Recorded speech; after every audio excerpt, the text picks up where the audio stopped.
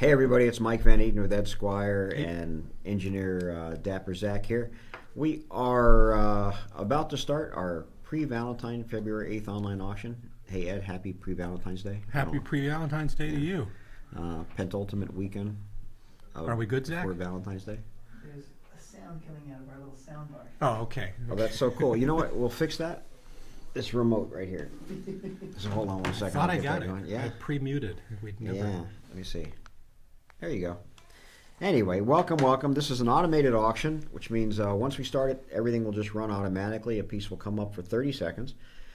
If nobody bids on it, it goes on to the next one. If someone bids, it will reset the clock until people stop bidding, and then it will go on to the next lot. So once we start, it just goes, and Ed and I are just here so you have some noise in the background while you're bidding on pieces. It's a really interesting auction, a nice mixture of stuff.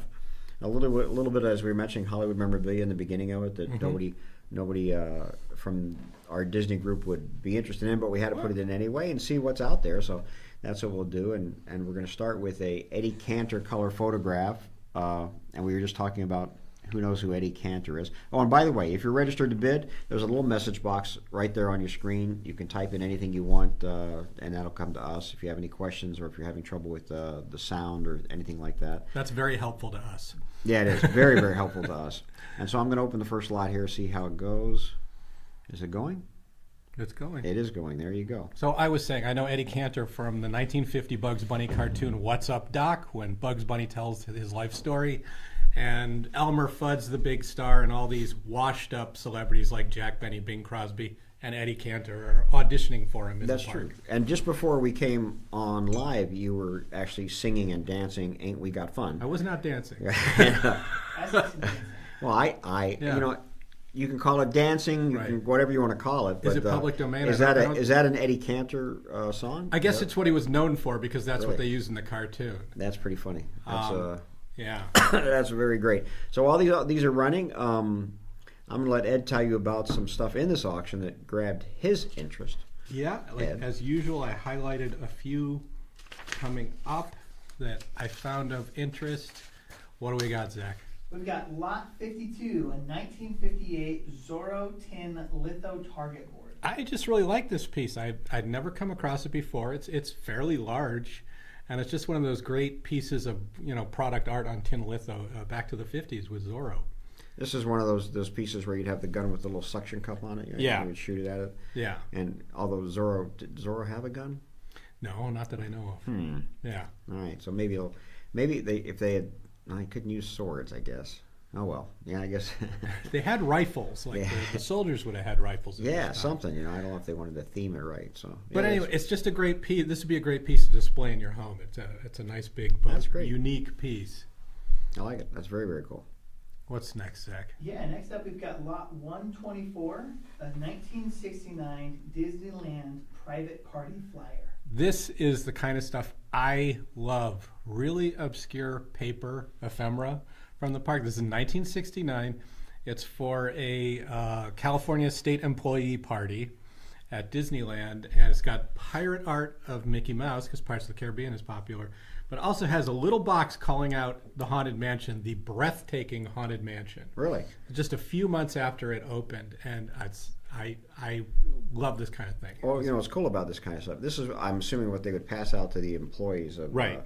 Of that particular company. Yeah. And who would keep this, right? Exactly. Yeah. Yeah, So- we've had some in here. I have one from an electric company party that's the next year that features the Haunted Mansion. It's beautiful, obscure stuff, of very much of its time. By the way, I like these Man from U.N.C.L.E. fan club posters too. That's a great. But again, you have to be a certain age for these, and you have It's to true. know who Man from U.N.C.L.E. is. What's that guy's name right there? That is Robert Vaughn, Robert Vaughn, exactly. and David McCallum is Ilya Kuryakin. Yeah, very good. See, Yes. so we know what Ed watched when he was a kid. I'm of a certain age. Yeah, exactly. You're right there. I actually never watched the show. Really? Never saw the show. Oh my God. But I was big into James Bond, and so I it's can a say little that crossover. I can honestly say I loved the show. Now, Oh, cool. I saw the show in reruns, so I thought it was a really. Do you know what UNCLE stands for? I used to know, but I couldn't tell you now. United Network Command Law Enforcement. For law enforcement, something like that. Wow. Anyways, That's funny. What's funny? What else you got in this auction? what else we got, Zach? Yeah, next up we've got lot 243 of Magic Kingdom pinball games. So we've had a few of these through. These are always great. It's the big plastic pinball at home with marbles. Yeah. It might be ball bearings or marbles. I don't remember what's in this one. But these are giant. Yeah. This is about 2 feet long.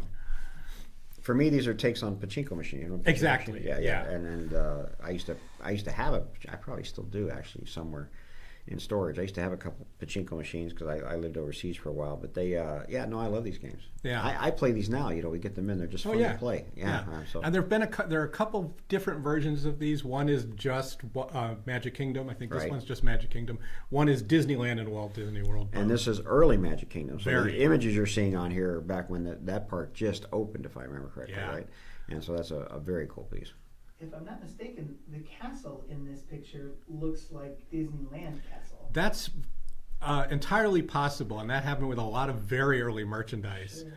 All they change is the Walt Disney World on the top. Yeah, right? And yeah. They just send use it down early there, yeah. park. You know, it's Who's fine. gonna know? You know. I mean, there's the Lakeside Haunted Mansion game in the mid '70s. It says Walt Disney World Haunted Mansion, and it's entirely New Orleans Square art, original art created for it of the Disneyland Mansion. Incredible. Oh, I haven't seen these pieces from the comic stuff. Hal Foster, that's a great. That's a great Valentine piece, yeah. card. Yeah. Very cool All piece. right. What else you got? What else? After that one, we've got lot 306, a Nautilus toy poster. So this goes into kind of the ephemera again. This is this Japanese Nautilus model, but this is a poster for it. The model's rare enough, Right. but this is a promotional poster for it, and And maybe this would be in a toy store. Is that what you're thinking? I think so. Yeah. It's it wasn't like folded small, like it came in a package or anything like that. But for rare 20,000 league pieces, later merchandise, that's a really nice one. That's I very think I cool. got one more poster. Anything 20,000 leagues, I think. True. Is amazing. So. Was the toy made by Sega? It is Sega in Japan. Yeah. You got to it's- remember, Sega before video games Yeah. was just a toy company. Interesting. You know, Yeah. As were many of these companies that became these huge powerhouses later on. So. Yeah. And then one last poster I couldn't resist talking about. Yeah, last poster is lot 311, a Primeval World attraction poster. You've been talking about this poster since it went up. It's just beautiful. It's one of the most striking of all the attraction posters.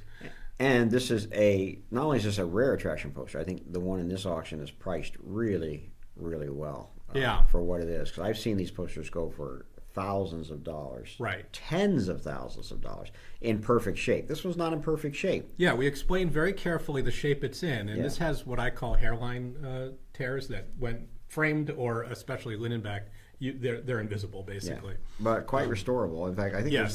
there's 3 or 4 attraction posters in this, all quite restorable, and all I think amazingly good deals. They're good deals. Amazingly good deals. I mean, I'm looking at them going, holy cow! So Yeah. we'll see what happens with them, but I think they're really, really something else, and really worthwhile to take a look at.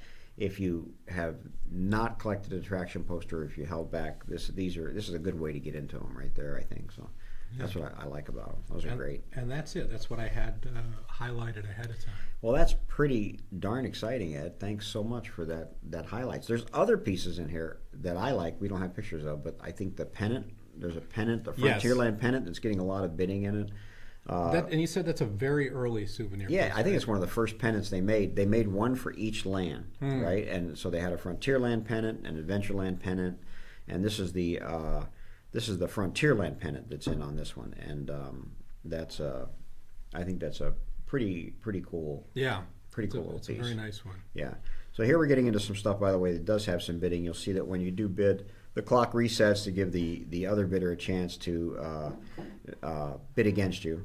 And we're starting to get into some nice pieces, some Flintstones pieces and things like that, which we'll see more of not only in our online auctions, but we have a big auction in April, a pop culture auction coming up that we should talk about later. 'Cause I'm getting really excited about that, you know.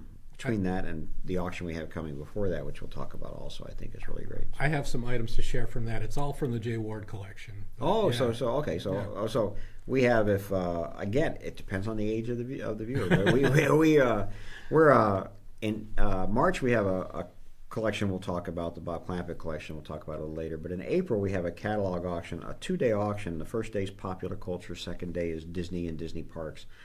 But in the popular culture on the first day, besides a plethora of really cool Hollywood memorabilia and props from some really classic movies that, I don't know if you call them classics. What do you call Harry Potter? Classic. Is it a classic? Is it old enough to be called a classic? It's maybe, at this point it is. Yeah? Modern day classic. A modern day classic. Modern day classic. Thank you, Zach. Love that. Wow. You should be a writer. Let me write that down. Let me see if I can copyright that before we go any farther here real quick. Okay, it's copyrighted. There you go. So but that's good. Harry Potter, Pirates of the Caribbean props, some Star Wars, interesting Star Wars pieces. Mm-hmm. Those, but in addition to that, we have the estate of Jay Ward. And Jay Ward was a California-born and native who actually, was it a car dealership he owned? I think it's a real estate. He opened a real estate company in office, San Francisco. and on the first day, A car comes through the front window and pins him against the wall. And he has to be hospitalized, and he's in the hospital for months, and he decides to become an animator. So there you go. And he decides to open an animation company while he's in the hospital, probably because he got hit so hard that made him want to figured do that was not the right line of work for him. Yeah, so that was it. But so he came down to Hollywood, opened an animation studio, started with a cartoon called Crusader Rabbit in 1947, which is one of the first made-for-TV animated cartoons, 1947. Yeah, very early. And then went on, and it was a big hit actually. And then he went on to do what became his most famous creations was the Rocky and Bullwinkle show with Dudley Do-Right and Fractured Fairy Tales and all those kind of things like that. And, pretty amazing. And the guy just had a really, if you watch those cartoons, you'll see it, but he had a really wild sense of humor. And Yes. a bunch of people who worked for him, a lot of guys from another cartoon studio called UPA, United, who did Mr. Magoo and things like that. And their humor and sensibilities were very similar, and just a really, really funny guy. And has some great stuff in this auction from his estate. Like what, Ed? What do we have highlighted from Yeah, Jay we've Ward? got a Rocky and Bullwinkle storyboard pages. Oh yeah, I just want to show this. This is that classic "Hey Rocky, watch me pull a rabbit out of my hat" bit. Yeah, these are the interstitials, for the storyboards for the interstitials, which would be between the episodes and the commercials, right? They're cut to commercials, have these little 5-second, hey, Rocky, watch your little rabbit again? Yeah. Nothing on my sleeve. Presto, yeah. That was the... It's been memorized. Yeah, time to get a new hat. Yeah, you see it enough times, and then they would run to a commercial. That was here's something you'll really like. That's how they And would now make here's everyone- something you'll really like. Yeah, exactly. Rocky, yeah. Yeah, and Rocky was voiced by the great June Foray. Yeah. And Who voiced Bullwinkle? I honestly don't know. is it that. Bill Scott? It might be.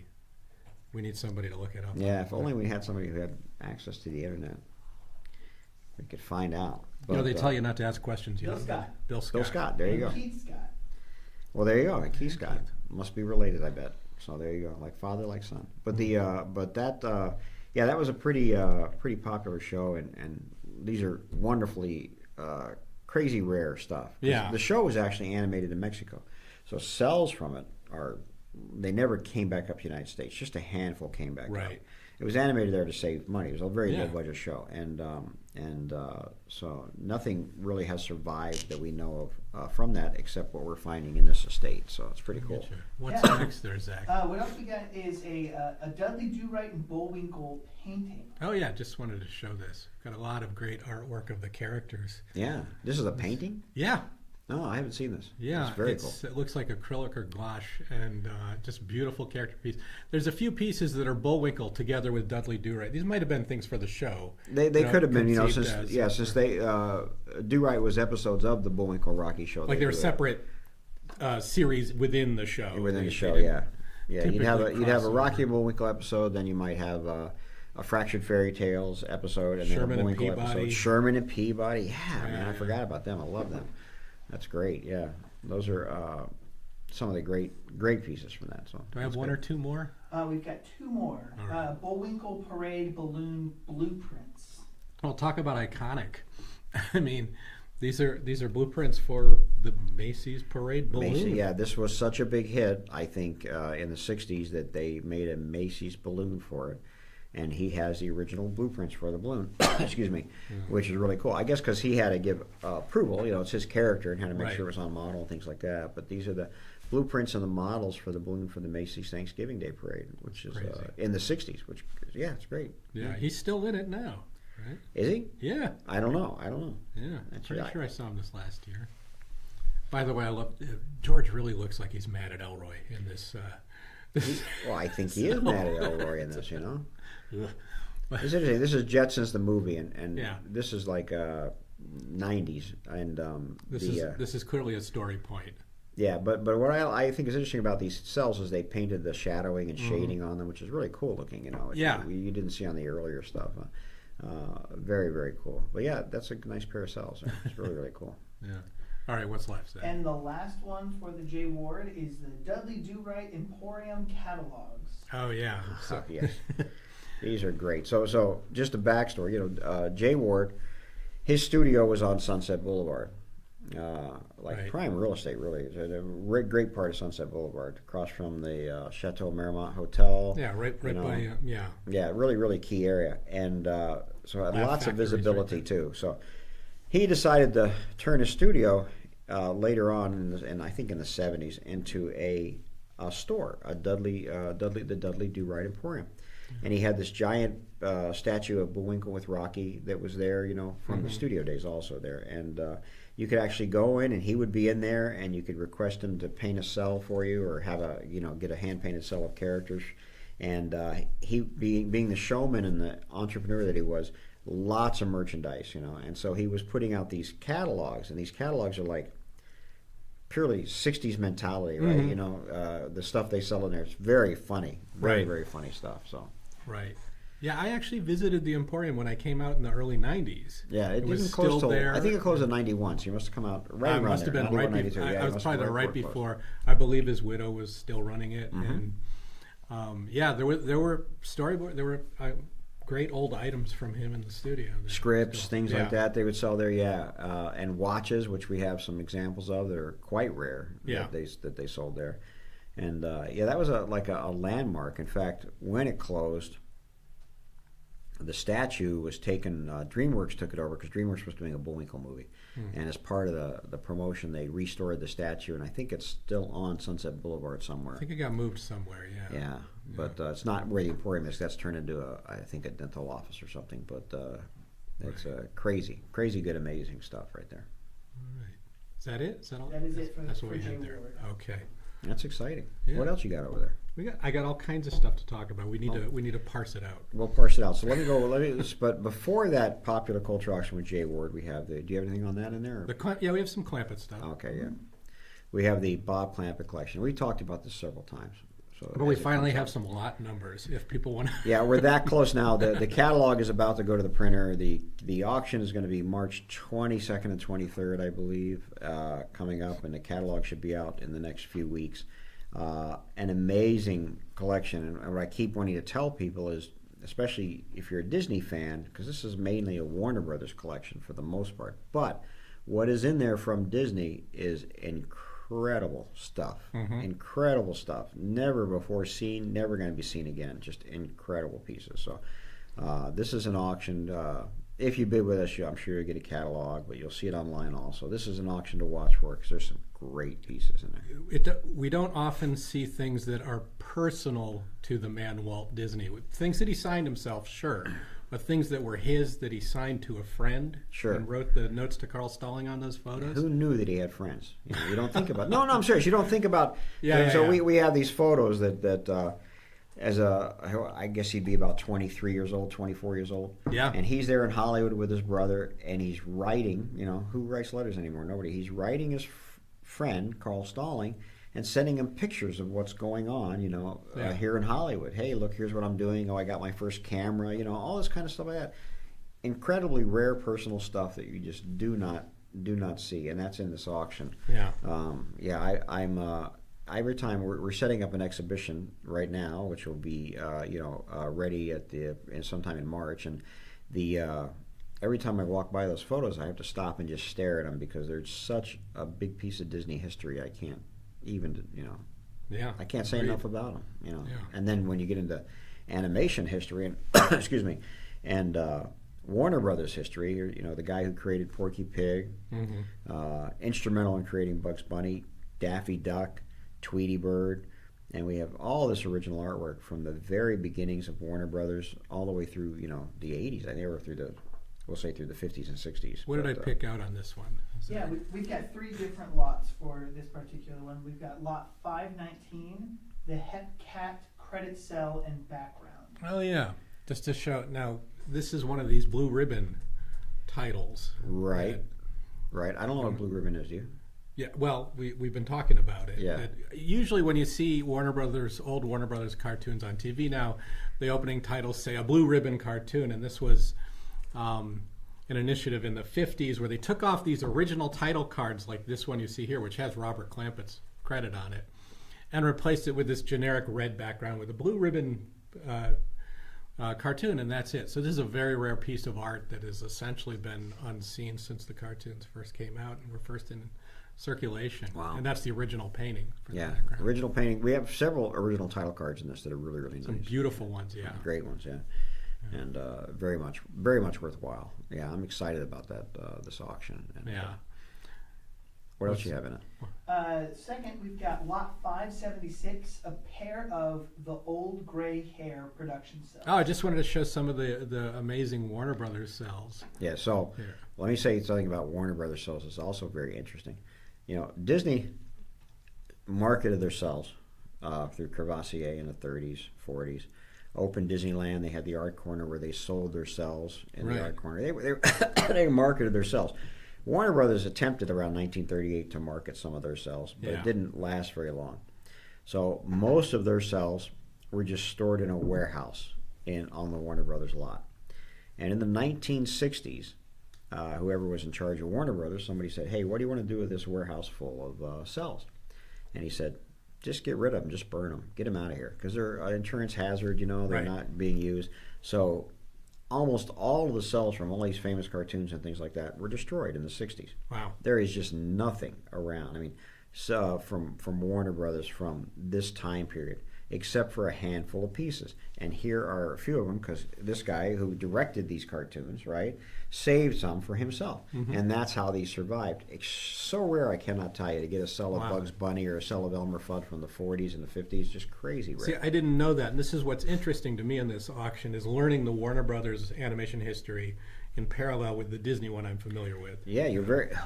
You know, these guys were the lowbrow side. That's what they considered themselves. Yeah. Yeah, they considered themselves. You know, Disney was the high end, and we have gag drawings that they drew. You know, showing Disney guys wearing suits while they're in rags. And, things like that, because they considered themselves the lowbrow, but because they considered themselves that, they had a little more freedom in their humor, right? True. And their humor's a little more. I don't know what you call it. Radical's not the right word. I'd honestly say a little more slapstick, physical. Slapstick, physical, I guess. Not, it's not the clean cut Disney, right? Yeah. They have some, inference. Inference. I'm saying the word wrong, but They imply. Yeah. Suggestive. Suggestive dialogue. Sometimes aimed at adults, but not enough, for children to get. I mean, at Disney, they say one of the reasons why Disney was not leading with shorts into the 1950s is because Mickey Mouse had evolved to. They kind of couldn't do anything with him. He had to be cute. Right. So that's why Donald Duck was in more cartoons then. But Warner Brothers definitely took over the lead in theaters for cartoon shorts in the 1950s. Yeah, absolutely. Their whole sense of humor was different. So, and that made a different deal. By the way, what we have right now coming up, these are great Ward Kimball drawings of Freddie Moore and Ward Kimball from Nifty 90s. I really like these drawings. I think this is one of my favorites with that pose with him. Yeah, these are absolutely wonderful original production drawings from 1941. It's just absolutely tremendous. And Ward Kimball, such a talented animator, and this was one of his big scenes that he did for Nifty 90s. And I think they're as good as any Mickey Mouse drawing or anything. I think at Disney you'd say his humor was the closest to a Clampett or Jay Ward. Yeah, Ward Kimball, sure, for sure. And he got to explore it later, you know, a little bit. All these, the cartoons that came out in the 50s that were sort of, I'm going to say UPA influenced or UPA styled, you know, are all Ward Kimball and Man on the Moon. The crazy stuff he did for TV. All the crazy stuff he did for TV, which I think he got a little more freedom out of it that way, you know, and that was the key to these, you know, so that was very good. This is another great one. Yeah, these are absolutely great drawings, so I appreciate you guys bidding on them and appreciating them, and I hope you'll take care of them. They're really great.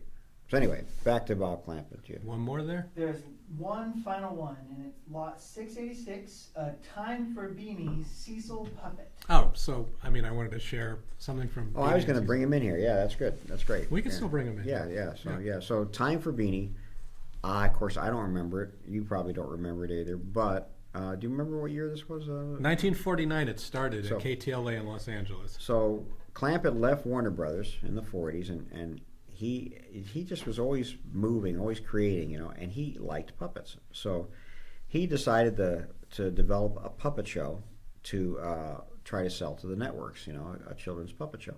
And so he pitched it to all the networks, and none of them would really go for it.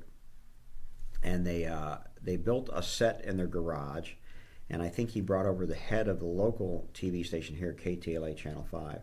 And the guy from KTLA Channel 5 watched the show in their garage, right? This is like on a Friday, and said, yeah, I like it. Let's get it on the air Monday. Wow. And so they had to prepare a show and get everything ready by Monday so they could go in the studio and do their first show. And it was a Time for Beanie. It became a gigantic hit. In fact, I didn't realize what a big hit it was till we started to go through the merchandise and stuff that we have based on this puppet show. So Mattel and all these companies started producing toys, and this went nationwide, and was just a really big, one of the bigger early children's shows on TV. So, yes. Yeah. And 5 days a week, 52 weeks a year, basically. And the guys working on it with him, Dawes Butler, and Stan Freberg. Stan Freberg go on to do amazing. Dawes went on to Hanna-Barbera, voiced I think Yogi Bear and just a multitude of characters on that show. And then Stan Freberg, you know, he's been around a million years. Amazing. Amazing, yeah. So these great talents working with him, and the show had a lot of this really great humor. And then when the show ended, a few years later, he made a cartoon that came out in the 60s called Beanie and Cecil. And that cartoon also was a big hit and became very popular during that time period. And those I still see around. And that I can sort of remember seeing those cartoons. And they have a weird sense of humor and stuff like that. We've got some really amazing artwork from those in that auction, too. It's a great collection. I mean, the guy was truly like one of the pioneers of modern animation, and of very heavily collecting influenced. it too. He really saved his stuff. You know. Well, you know, his Beanie and Cecil stuff influences like John Kricfaluski, right, who goes on to do Ren and Stimpy and sort of changed the whole style of TV animation right there from there. So it's an amazing. This is like a collection of just animation history all pulled into one. It's really great. Got a lot of really exciting stuff coming up. That is, we're quite busy, and we have more online auctions in the pipeline. There should be another one here in 2 weeks, right? Yeah. And then we're doing some other online auctions on other platforms for Hollywood memorabilia and things like that. Movie posters. We have a lot of movie posters here, so if you collect movie posters, let me know, and I'll keep you in the loop on those. But there is a lot, so a lot coming up. Yeah. Anything more there? We'll get some stuff for later. We've got save it for later. Good. Our field reporter Brian went to Disneyland. We've got some reports from him. Thank goodness. I didn't know we had a field reporter, but that's great. That's good to know that we have somebody in the field. Yeah. Maybe, I think in future broadcasts we should have him like live remote. Do a live remote. Yeah. This is Brian from the field at Disneyland. I'm still online. Yeah, really. Pirates is down again. When I went there. The ride in Two-Town, Mickey's Runaway Train, Railway, yep. That was broken. Haunted Mansion was being refurbished. The Splash Mountain Tiana's ride was broken, and so I missed all those. And those are actually the Mickey's Runaway Train and Tiana's are two rides I haven't been on yet. So those are the two I actually went to go get on, and They were both down. And the Pirates went down while we were there. So it's that time of year when they're doing little things here and there, and I'm sure it's See that Mickey's is really fun. yeah. It's really fun right I've heard mixed reviews about it. It's used. I heard it was a little bit jerky.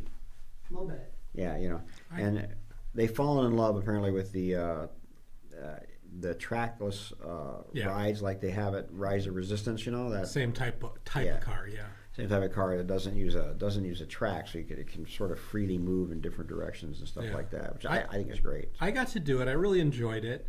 The queue line is really interesting. It's kind of like you're going through cases of memorabilia from Mickey's cartoons and stuff. It's kind of fun.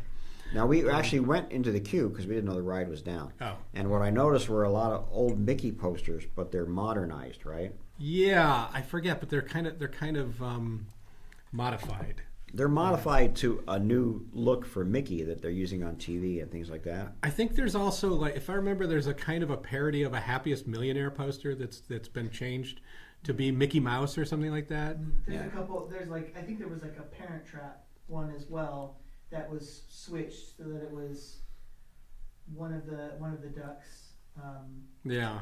The younger one. I'll check my phone during our break. And I can honestly say I haven't seen it. And I haven't seen the Mickey TV series that's does the shorts and things like that. Yeah. But I have heard I'm getting mixed reviews about Mickey and his look.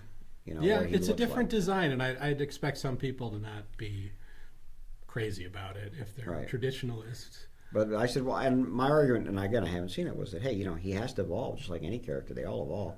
But their argument was, well, he's not evolving. They're making a retro look, but they're not going retro. I mean, it was a mixed review. I this could was literally see that. Yesterday I had this conversation. Yeah, I mean, it's sort of retro, but it's also kind of minimalist, modern, not retro.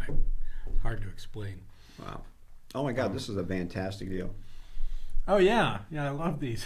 the set of How to Spread a Cold. Yeah, this is all of them. Sometimes one sells for $150. Wow. And this is I don't know if it says how many, 6 of them. So those are great.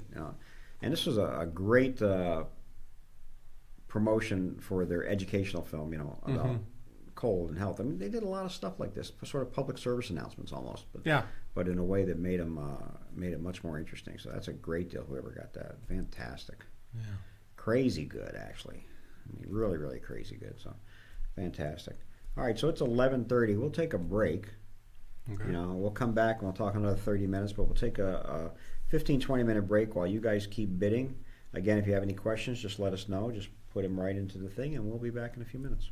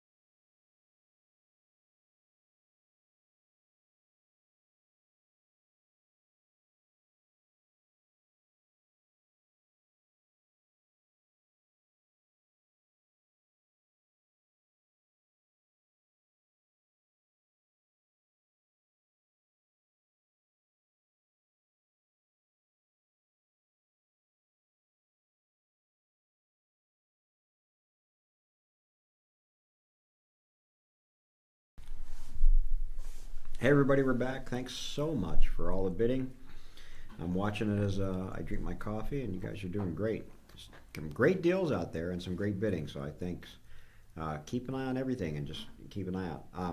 I have a question for Engineer Zach, actually. Oh, okay. I meant to ask earlier. I'll ask you on camera. I meant to ask you off camera. Okay. All right, so we get a lot of name tags, Mhm. you know, and you work in the park. I mean, and we get a lot of name tags. Like an employee will, you know, when we get an employee's estate, they'll have like 20 name tags, right? Oh, wow. Not just one. And so, are they changing out your name tags on a regular basis? Like, do they event kind of thing? I mean, because they're all different. They're all, you know, anniversaries, birthdays, things like that. I guess, you know, for the most part. Have you noticed that, or is that something they used to do? They don't do as much anymore. Honestly, I've never known that. If somebody's been there for a while, I'm sure they've gone through different iterations of the name tag. But in the time that I've ever been at Disney, I've only had 3 different name tags. Really? Yeah, Wow. And do you get the little service pins? Do you have a 1-year service pin? I do have a 1-year service pin. And your next is 5, right? Yeah, Yeah. They don't give you anything for 2 and 3 and 4. They just forget about you. 1, 5, 10, 15, 20, 25. I think after that it goes into like the big stuff. I mean, And they start They- going to the keep- big stuff pretty early, but Yeah. do you get that at the studio? Yeah. Well, so I know a little bit about the name tags. This Hmm. used to be back in the around 2010. I worked down at Disneyland a bit, and I wore my name tag from the studio, which I got in '92. And they made fun of me for having such an old name tag because at Disneyland they'd typically change them a couple times a year for, you know, the 50th anniversary or just whatever was kind of an initiative in the park. You know, they might have different badges.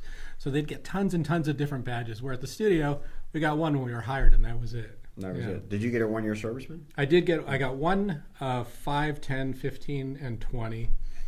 And are your badges, Zach, designed, like when you got the 1-year service pin, did you put it on your name tag badge? Because I've seen that also. Have you seen that? For me, when you got your pin, you could request one to wear your pin on it. So you'd get Another badge. I'd have one that's plain and one that has a hole. Oh, so maybe you're just not requesting the badges, man. well, and to be fair, I didn't wear my name tags on a regular basis in Disney World.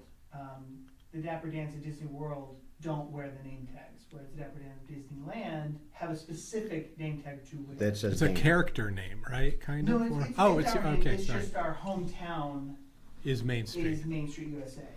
But in Florida, So that's a more rare badge. Yeah. Yeah, interesting. Okay, anyway. in Disney World, most of my positions that I worked at Disney World, I didn't have an opportunity to wear those. I was a lifeguard for a bit, and that was the only time as an employee that I would wear my name tag. So in the 10-ish years that I worked at Disney World, I only had maybe 2 or 3 name tags. Interesting. Yeah, because we get estates that have, 20 name tags in them. Mm-hmm. 20 Bills, 20 Alice's, things like that. So, okay, so I was just curious. That's it. So now I'll throw it back to you, Ed. It's all you. That's all me. It's all you. I'm going to just Yeah. drink my coffee and relax. So I'm trying to think. At 5 years, you get a pin. At 10 years, you get a pin and a plaque. Mm-hmm. 15 at the studio was get a statue. It's the Mickey statue, Sorcerer Mickey statue. And 20, you have it's different at the parks. 20, you have a choice of a watch or a ring, and I chose the ring just because I figured a gold Mickey watch was not as rare as the ring. I've seen a statue though for 22 and a statue for 15 that's not the plaque. I think the plaque came at 10. Yeah, there's a plaque at 10 for both park and studio. 15, there are different ones, and I think sometimes 15 was a Pinocchio. That's what I was going to say. Pinocchio. There's also Jiminy on a Matchbook. It might be also be 15. And there's a castle statue that's just, I think that might be 10 or 15 Right. at the parks. Yeah. And at different times through. We had some from the 60s. We had a 10-year plaque from Disneyland that was around 65, 67, so it was a very early employee. I think it that was depends on when you unique. work there too. I Yeah. just got in for auction a 20-year, which is the Lion King, Okay. right? So but I say, okay, the Lion King. Why would I get a Lion King thing? But if you think about it, 2005. I think when did the Lion King come out? 2000. It's like 90. No, it was 2000 something. It's 90, wasn't it? it's 90. 89. No, you're right. 95. Wait, Pocahontas, Lion King, 94, 95. Yeah. Lion King was 94, yeah. So I'm wondering if they got the Lion King one because they were like 20 years in, right? Maybe, but they didn't. They stay pretty classic. They didn't update them all the time. But that's just odd to me, yeah, a Lion King one. Unless they said, "Oh, you came in when the Lion King came out. It's 20 years old, also." I don't know. I have to look at it and see. But anyway, that's on the way in, so I'll study it more. That's the first one of those I've seen, a Lion King one. For a while, I thought they were vaguely themed to the anniversaries of the companies. Like you got Tinkerbell at 25, which was around 25 years after the company was founded. That'd be, well, this Mickey Mouse really would put you at 53 from when Mickey was founded. Right, so right, if you were right. starting with him as year one, it kind of worked, but not exactly. Yeah. I just thought Lion King was odd. That is odd. Yeah. Do we have pictures of it? Yeah, I have a picture of it. Yeah. I'd like to see it. Yeah. I'd like to see No that. worries, yeah. And it might be specific to who knows, they might be doing something crazy on the Disney cruises and stuff like that. That's true. No, this was a Disneyland employee. I'm gonna have to look it up here and see while you're talking. Yeah. I'll see if I can't find it for you. What do I got? What do I have to move on to? I've got Brian's reporting from Disneyland in his recent visit, and we were looking at, I don't know what to start with, Zach. I have a few different subjects there. Yeah. He's got a restaurant he recommended that you may not have heard of. Have you heard of the Troubadour Tavern? Is this what world is this in? What land? It's in Fantasyland, Troubadour Okay. Tavern. It's back by, I'll read his light up here. A hidden gem located next to the Fantasyland Theater entrance, Troubadour Tavern offers a unique food menu that rotates often. Different from standard fare, there's been curries, ube popcorn, elaborate baked potatoes, and delicious cold brew. Right now, for the Soulfully Black History Month celebration, they have a fried chicken bowl until February 23rd. Slightly spiced, seasoned fried chicken, collard greens, baked mac and cheese, and cornbread with a delicious sweet potato filling. They also have fun popcorn buckets unique to the location, like the Simba that he has on his wall. It's like the baby Simba being held up, popcorn bucket. From when the Tale of the Lion King production was there. That's it. We have a picture of the I food. just do yeah. Yeah. So Interesting. And he said it was good. he said that's his favorite place in Disneyland right now.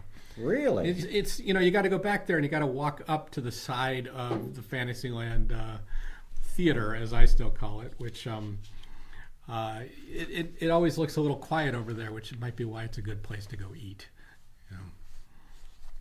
Wow. That's a good spot. And then we were looking at, we're both Brian and I are Haunted Mansion guys, so we've been really curious about the new Madame Leota store, which he took a look at that. And one of the complaints we were hearing is, you can see it here. It's like it's not built with that forced perspective to scale.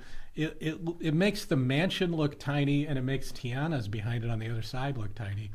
And I don't think it's particularly well designed. It just looks like a green barn. It doesn't look like it goes with a Haunted Mansion. I'm sorry to say it, but This is the new Haunted Mansion, store. Madame Leota's store. Yeah, I don't have the name of It's it right big. here. This is something somewhere beyond. Madame Leota's somewhere beyond. Yeah, and the building just looks massive the way they placed it in front of the mansion, and it looks interesting on the inside. There you go. See this? So it's on the where you would come out from the Haunted Mansion, right? Basically, yeah. Yeah. And what was there before? Nothing. I guess kind of nothing. Yeah. Yeah. They might have changed a little bit of the. Interesting. And it's not New Orleans Square themed. No, right? but it also, if you look at it from the other angle, Tiana's looks tiny behind it too.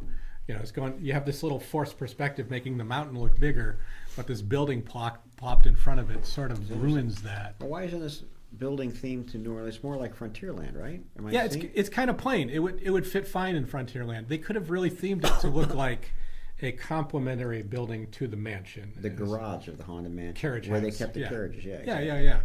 Do we have the inside shots there, Zach? Yeah. Like, I like this. Looking up on the inside, it looks like it's well decorated. It reminds me of Rolly Crump's Museum of the Weird style. Sure. The colors. But and again, I'm things. having trouble with the log cabin look. Yeah. For me, Yeah. Over for Madame Leota, she didn't live in a log cabin, man. No. They have a painting of a Leota character in her life too. There you go. So. That's her in her life. Yeah. Well, she's not in a crystal ball, so. Well, their hair's different. I don't know. Yeah. I'd rather see this, white hair and stuff. I don't know. So there's been a lot of controversy about it, and I'm kind of in the traditionalist camp on this. Like, I don't like it. It's Yes. new. Folks, if you're looking for a Valentine's Day present, here it is. Right here. It's up right now. That's it. Yeah, Roger and Jessica Valentine pin. That's a great one. one of the Very the rare. limited edition auction ones. Yeah, Yeah. Disney auctions. I just happened to see that going. But, I'm sort of bothered by that, that it's not New Orleans Square themed. I mean, Yeah, I'm sure they thought it out. They know what they were doing. So maybe because you're stepping out from there, you could go right over to the rafts, right? Is that where it is? yeah, pretty much. I have to go look at it myself. But why call it Man and the Leotas? I mean, I'll call it The point was to make a haunted mansion sales point right there. right. But they do the tricks. Like on Main Street, your second floor looks smaller to make Main Street look bigger. They could have done that with this too. Instead, it looks like a giant outbuilding bought at Home Depot, like a Really? shed. That's strange. Yeah. How strange. How strange. Hey, here's that. It's for the Walt. It's 20 years for the Walt Disney Company. This guy was an Imagineer. 20 years. And, That's a really interesting piece. Yeah, it's an adult Simba, right, on the mountaintop. So it's got the wording that that fits. They changed the wording on the plaques Yes. because of a lawsuit. Oh, I didn't know that. Yeah. So specifically the 10-year plaque, it used to say, "Thank you for your contributions to the Walt Disney Company and your value." It said "Thanks for doing stuff."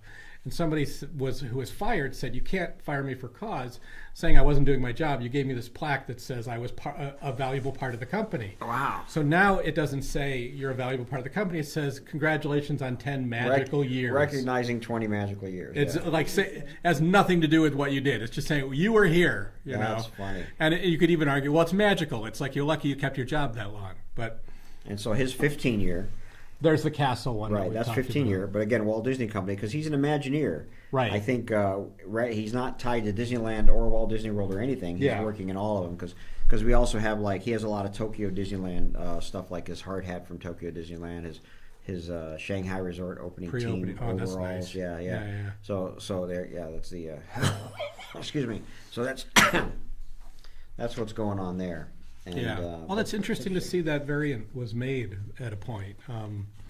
Yeah. I could see the Imagineers though when kind of tinkering around wanting to change it. If they had they had the opportunity to do new ones, they would.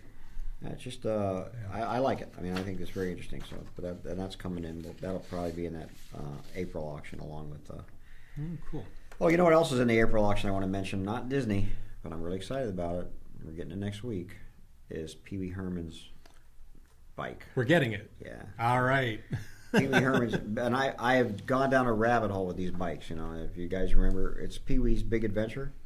So they built 7 bikes for the movie, and Right. this is one of those 7 bikes for the movie coming in. And this was bought in 1995 in an auction at Butterfield and Butterfield's. Mm-hmm. And it's been with the owner since, and it needs some restoration. It's dirty. It's been in a storage unit for many years, so it needs some. But still, it's I don't think any of those actually screen used bikes have come to auction. Right. They just last year they sold the bike that's in the movie poster, but that wasn't used on screen. That was Right. purely just for the movie poster. It's just Yeah. a promotional thing. But this was actually the stunt bike. They call it the Tarzan bike because one of the scenes in the movie is him swinging on a vine. Oh. And he's got the bike. He's riding the Okay. bike and swinging on a vine at the same time, and so that's. And I know there's one where the little side case on it, he opens up and he pulls out miles of chain. Yeah. And in the wide shot of the film, you can see that it's just coming in the bottom. In the wrong crop, the TV crop for the film. That's funny, yeah. yeah, So I'm so- excited about that. That's in the pop culture part of the auctions. That's truly an iconic prop. I mean, that prop is so key to the movie. It's like having an actual Maltese Falcon from the Well, Maltese yeah. Falcon. The thing about it is the movie is about that bicycle, right? Yeah. So the whole movie is about the bicycles. It's Yeah. the key part of it. So, yeah, and that's sort of become like a. I don't want to use the word like pop culture icon, but that's one of those pieces that everybody recognizes and everybody says, "Oh yeah, I know what that is. That's Pee Wee Herman's bike." I mean, it's a really really well known piece. So I'm excited for that. That's in our April auction. Sorry, I had to mention that. No. That's very cool. Don't be sorry. No, I am. I'm so embarrassed now. That I went off on the tangent. But anyway, yeah, I'm excited about that. Well, that's all we're about here is tangents. Yeah. So he liked the restaurant at Disneyland that we've never heard of. Troubadour And, Tavern. Troubadour Tavern. So if anybody's been to Troubadour Tavern, let me know. Let me know what you think of it. Is it new? It's not new, huh? I don't know how new it is. It's been there for a bit. We're in Fantasyland. It's right next to the Fantasyland Theater.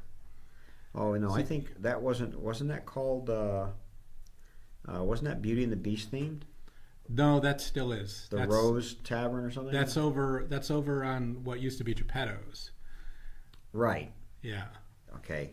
Now this is really. I'm this trying is- to picture. This is right at the theater. There's like an open counter right next to it where they serve you. Is there still a theater?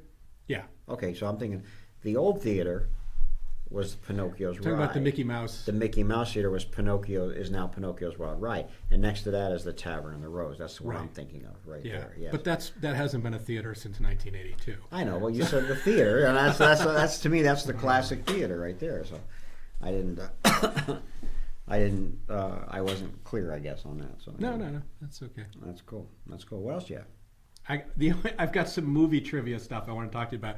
We're going through all these posters for these different.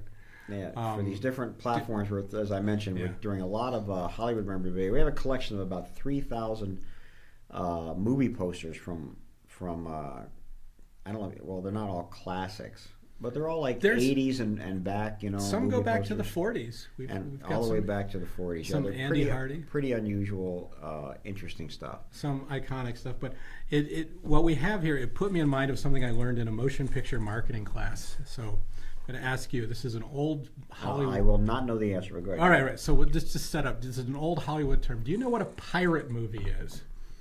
Believe it or not. Any movie with Eddie Cantor? Yes. Yes. Yes. You got it. That's it. Yeah, I thought so. Now, so a pirate movie is a particular type of film made in Hollywood. So like when we go back to the 1970s, when Catch-22 was announced. Catch-22 is a big dark comedy, anti-war film. Kurt Vonnegut, right? So, yeah. So when they announced Catch-22, I forget which studio had Catch-22, but 20th Century Fox raced out with MASH to get that in production and produced to steal the audience for Catch-22. Huh. So MASH came out in March 18th, 1970. Catch-22 is in June 24th. So they beat it by 2 months, and they stole the audience, basically. And people remember MASH, and of course it had this 12-season spin-off TV show, and Catch-22 was kind of forgotten as a film, relatively speaking. I don't know if they remember the film MASH, though, but I guess Exactly. at the time. But I'm saying what it did is it was a huge box office success and even took away from Catch-22.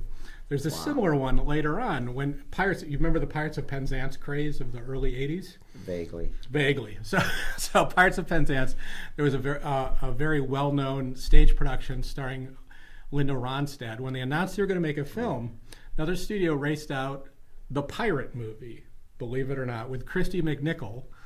And it's a comedy. It came out almost a year before Pirates of the Penzance, but it's very tongue-in-cheek, kind of like, yeah, we're doing this right now. Because, of course, Pirates of Penzance was public domain. So, Right. So they raced this out as a comedy for more of a youth audience. They got a great big box office. That's off the anticipation of Pirates of Penzance. I almost said Caribbean. Right. You know, so those are probably the most famous examples of the pirate movies. Of a pirate and movie. you could even argue that the Gremlins, Disney's Gremlins, when Walt Disney announced they were going to do a Gremlins animated film, came out with this book.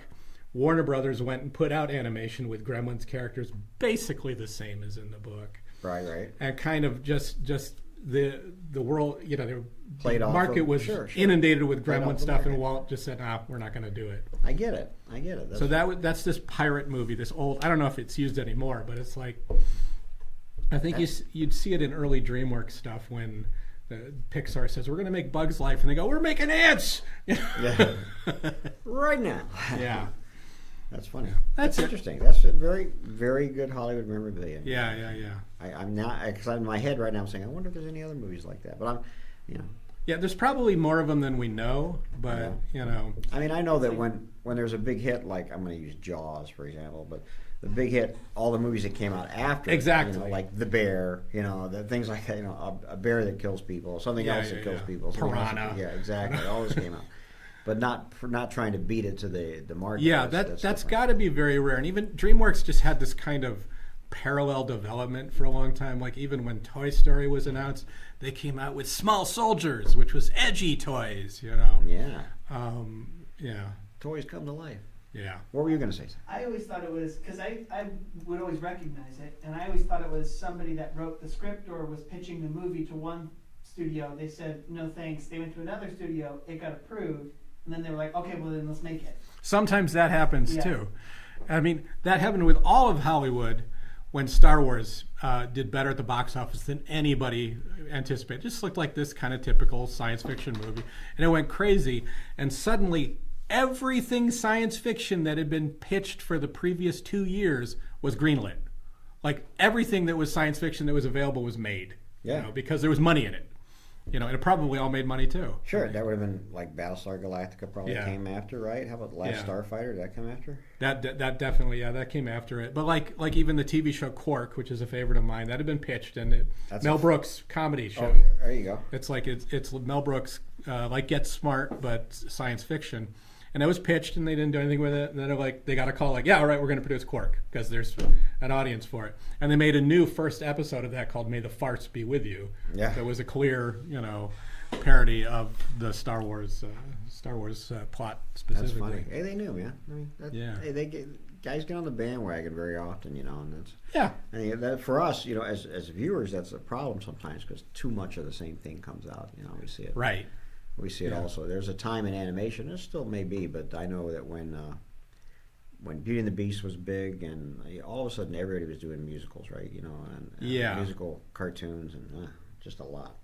But anyway, that's Well, there's famously Good Times Video. Every time Disney was announcing Beauty and the Beast or Aladdin, they'd come out with their, direct-to-video sort the of cheap director version. video version of them, yes. And people would get cells from those and say, "Look, I got a cell from Aladdin." And I say, "Yeah, you don't." But anyway, And the Aladdin was the one that they kind of got a cease and desist on because they had a red genie on the box cover, but Disney was like, "This looks a little too much. Like, you're really trying to trick people into thinking they're buying the Disney copy at Toys R Us while it's still in theaters." that happened. That happened Yeah. a lot. Even those, there was another. What was it? It may have been Filmation who did Pinocchio, Emperor of the Night, and all Yeah. those things that come out. And as far as animation, those show up quite a bit. Oh, somebody put in. This is interesting. Moonraker, one of your favorite movies. Yeah. Right. Was added into the Bond. Oh, yeah. Because of Star Wars. Yeah. Yeah, It's yeah, like, let's yeah. do a space one. Now, Let's do a space one. I mean, the book Moonraker is all set on Earth. It's around a rocket launch. There is a rocket launch involved in it. Right. But they don't go in space, but they sure do in that movie. Yeah, that's Oh, yeah. a very, very good point. Yeah, that's a great one. Yeah, that's Yeah. very, very funny. Yeah. It's interesting. There you go. We don't realize how these things influence us down the road, huh? It's Yeah. crazy. Yeah. So I think that's very, very cool. You have another piece of Hollywood trivia? No, that's pretty much all I've got. That was it? I thought you had more than one. Nope, I just wrote out a lot of stuff. Yeah. Well, there's some interesting posters coming up in these online. So, like I say, we don't advertise a lot of the onlines that are on some other platforms. But if you are interested in movie posters, just send me an email.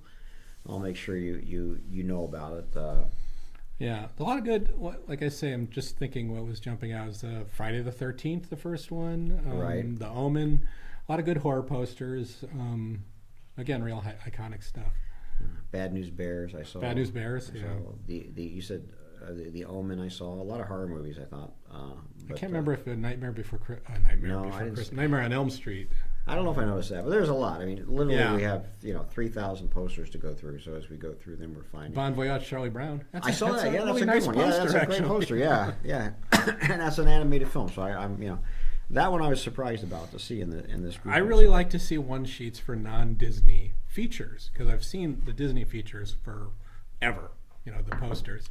So just seeing that, yeah, this is how they advertised them at the time. What was out there in the world, and they're relatively harder to come by. Sure. Yeah. Speaking of non-Disney features, Yes. have you noticed? I noticed this. I get more people asking me for Chitty Chitty Bang Bang, Disney's Chitty Chitty Bang Bang, than anything else, which I think is pretty funny because that was not a Disney movie, Yeah. but because it had Dick Van Dyke in it, I Yeah. think. And music by the Sherman Brothers. Was it the Sherman Brothers music? It was. I didn't know. Yeah. So this supposedly, famously, they had in their contract they could do one non-Disney film. they were approached to do it. Walt, I guess, gave his blessings. It was the timing of it, and yeah, so they did that at the time. That's funny. Yeah, Yeah. that gets mistaken for a Disney film more than anything else, I think. Well, they wanted to cast Julie Andrews in that. Oh. Yeah, you can see it absolutely. It's just- Yeah. Everything fits, but that's just so. You mean she That- wasn't in that? Now I have to go back and. And there are people who believe The Wizard of Oz is Disney just because it's a big children's film. A fantasy film at Yeah. the time. Yeah, I can see that too. But yeah, no, I always get Chitty Chitty Bang Bang always gets to me because everybody. I was at the Motion Picture Academy once getting a tour, and they're like, "All right, let's look up the poster for a Disney film. Oh, how about Chitty Chitty Bang Bang? This is at the Motion Picture Academy." Really? I thought, yeah, it's like, no, that's not Disney. Do you know who created that story? Ian Fleming. Ian Fleming, yeah. Do you know who wrote the screenplay? Oh, wait, I do. Is it Roald Dahl? It is. Yes. No, that's That's crazy. yeah. Yeah. Roald Dahl, who wrote The Gremlins that we were just talking about. It all goes in circles. Yeah, I knew Ian Fleming had done that, which I thought was Yeah. pretty funny, because it is sort of a spy movie. There are He spy wrote movies. it when he was recovering from a heart attack. So Really? he wrote it to just kind of relax. And the book, of course, nothing like the movie. It's all about these like gangsters in France. They fly to France, and there's a warehouse full of chocolates or something. I don't remember. I read it a long Oh, it's time nothing ago. about the children being stolen in the town or anything like that? It's not. No, and Benny Hill's not in it. No. Really? Yeah. Phil Collins is in that movie too. What is he, a kid? He's a kid in that movie. Yeah. Really? Is he According to playing him, drums? his mom was a casting director, so she got him to be one of the kids. He said at the time he had a big white bandage on his ear or something. He's never seen himself in the film, but he was one of the kids running around. Really? Wow. Yeah. That's crazy. Yeah. I love the film. So what can I Yeah. say? It's just it's Well, that child catcher was terrifying as a kid. yes, it was. Yeah, sniffing out the kids. That was a pretty good. See, there's a movie that sort of built off the style of Disney, right? Yeah. Well, definitely if it had the Sherman Brothers music and Dick Van Dyke in it, you have to figure, And that kind of speaks to there's something that's true of I think the stuff that really stands out in children's entertainment. There's usually a dark element to it. Roald Dahl certainly recognized that in his work. But people like Pinocchio's got a lot of dark moments to it. There's very dark characters in It's it. a dark story. The original story is Yeah. dark, and no matter what you do, you can't get away from that. Yeah.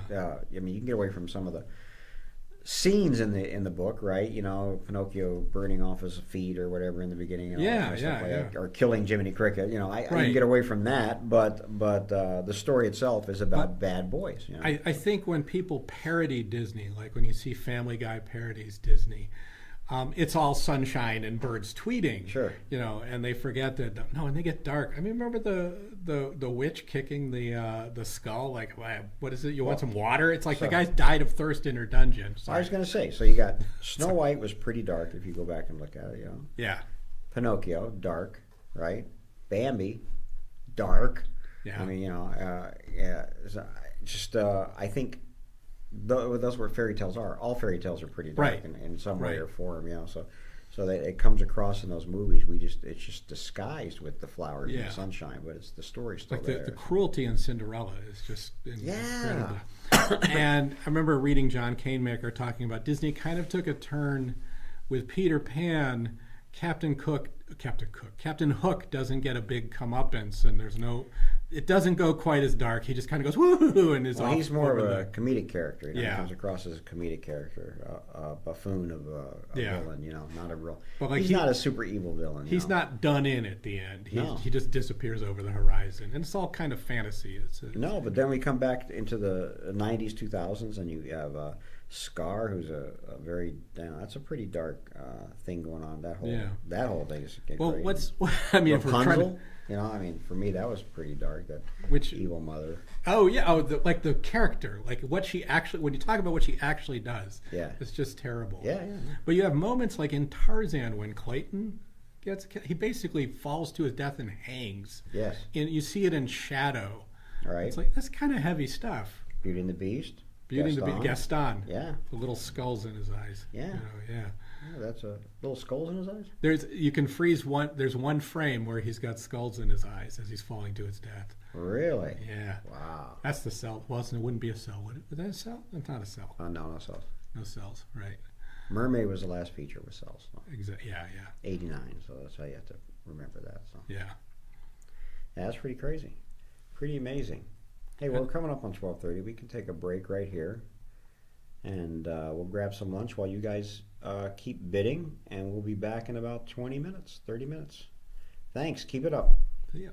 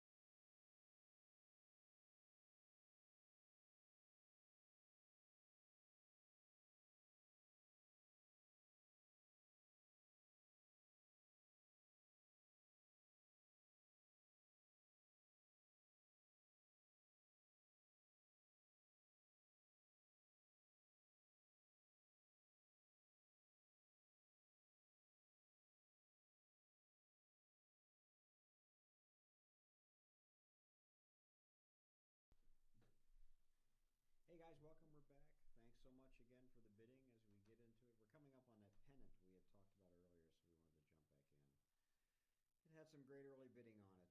These, you know, in the, I guess I don't want to say in the 50s and 60s. I don't know. Pennants were a thing, you know. Yeah, I remember in the 70s, kind of. Really? Do you? I mean, I see old movies and stuff where they have pennants on the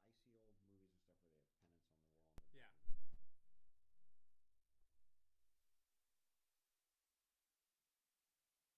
Oh, It was a 70s, thing. 70s, okay. They gave it out at the ballpark one time.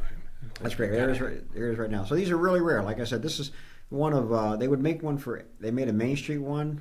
They made one for every land. Yeah. At the time. This is like very early, 55. I don't know that I've seen the other opening. ones. Yeah, and it's like a little piece of concept art, to the left, because Right. they didn't really have the, the part done when they were ordering these out. But this is a very, very nice piece and a rare piece. I think at one time we had all 4 or 5 of these in an auction, and they went for thousands and thousands of dollars. So it's pretty cool. And, And this piece, I don't know if you saw this one. I didn't see this, but I read it, and I thought I don't think I've seen another one of these. Invitation to the Opening. Yeah, it's really interesting. It's like it doesn't have a specific date, so they could use them for different opening events. But we kind of busted this out. We had a lot of very general paper, and there were this and that. The Haunted Mansion one I highlighted before were kind of buried in it, and I think it obviously deserves its own attention here. It's an interesting piece. It's like a fence with a hole in it is obviously what they're going for in the card, but I've never seen it otherwise. No, and I've seen the poster, for that when they opened, they had like for cast members a preview of Big Thunder Mountain, the poster. Wasn't like all text though, right? Yeah, it was all text. Yeah. I've never seen that particular one, so I thought that was pretty cool too. Yeah, and some other stuff like this Splash Mountain. It's again private event at the time of the attraction opening. Who saves this stuff? Yeah, I've yet to be on Tiana's. What's it called? Tiana's Bayou Adventure. So you have? I have not. Oh, Zach, have you? I have not. Okay, well there you go. Anybody out there?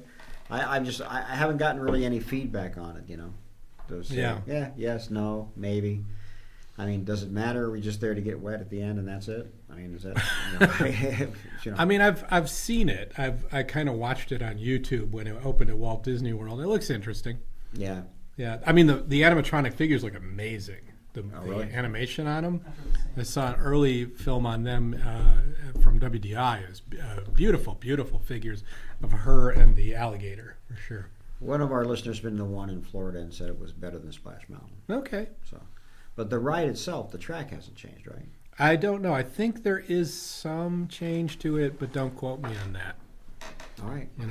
I'm curious about. I mean, to me, the great moment in Splash Mountain is inside when you are going down and you expect to be on a water flume, but you're on tracks all of a sudden.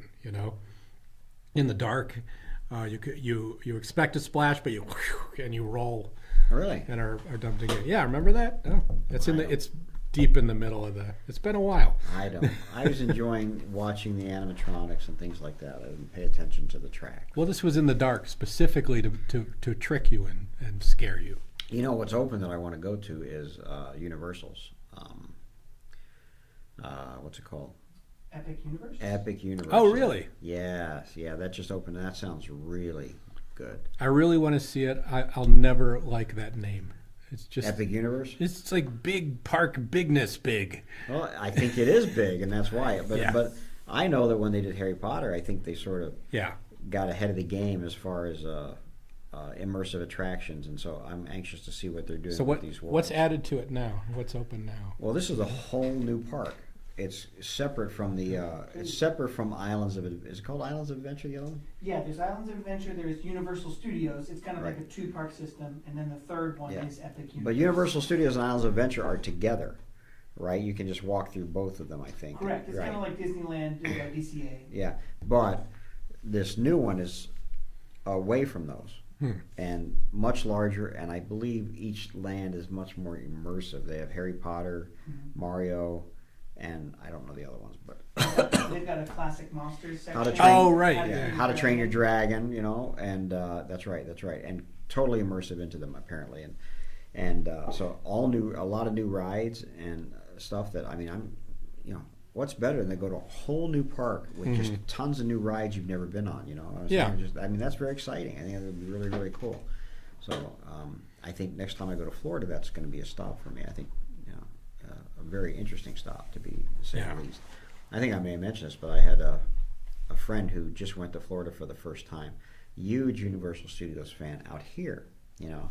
And I said, "Oh man, you're going to go to Universal Studios Florida.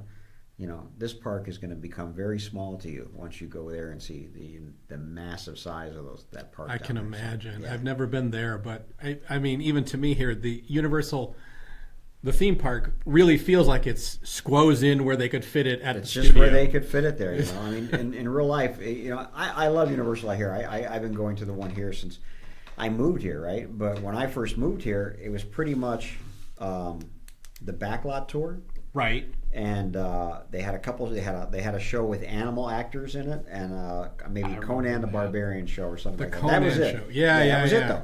That was it, you know. And then so you really went for the backlot tour, and then you'd see a couple attractions, and that would be the whole thing, and it would be done, you know. Yeah. But now they've, like you say, they just squeeze everything into that same space, you know, and they still have to keep their backlot because they still do a lot of filming. Yeah. You know, even though it burns down every 20 years, they still have to come in there and film a lot. So Yeah. yeah, I've been here 30 years, a little over 30 years, and they've had 2 backlot fires where they, you know, destroyed their backlot. I remember that, and a lot of their film library went in one of those Yeah, too. one of them, yeah, and their King Kong attraction. Yeah, one of them, I mean the 3D King Kong that's on the tour now is a lot of fun.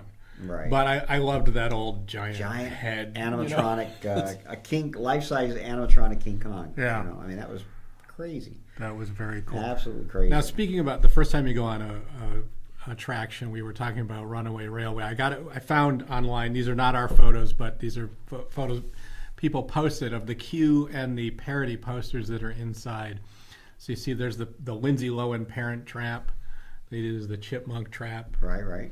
We've got High School Gooficle 3, which people would probably pay to see, actually. Yeah. And Miska Muska for Hocus Pocus. Yeah. That's clever. Oh, that's cute. That's Just, cute. you know, so obviously this is going for a different skew of nostalgia. The Mouseketeer. I like that one a lot. That's really nice. Yeah. They have a fun one with the absent-minded Professor Ludwig von Drake. Yeah. Yeah. Yeah. Oh, see, that's funny. When I was in the queue, I didn't see any of these. I saw Mickey Mouse movies. That's There are right. Mickey Mouse ones, and there's the design of the characters that you see in the attraction. So it is kind of a retro. It's that they're Yeah. new TV shorts, you know. Those, Yeah, those yeah, TV those shorts they're doing, which I don't mind at all. But a lot of people don't like the style of Mickey. It's a Yeah. so. But hey, you know, I think the character just has to evolve a little bit, and that's okay. You know? But you see, they have stuff like this is Mickey's costumes from The Prince and the Pauper Oh, that's great. on display. It's really, really nice. It's really fun to see. That's Yeah. very cute. I'd like to get those posters. I wonder if do they sell those posters on there? Not yet, but they have to. Yeah. They have to. Remember the old print on demand when they just had Yeah, great stuff yeah. available? They should be doing that still. You would think so. That'd be fun. Yeah. That'd be a lot of fun. So then you reminded me, talking about the old Universal Studios. Yeah. Remember the movies? There are movies like 40 Pounds of Trouble where you get a good look at an old theme park. Like 40 Pounds of 40 Trouble. Pounds Trouble is Disneyland.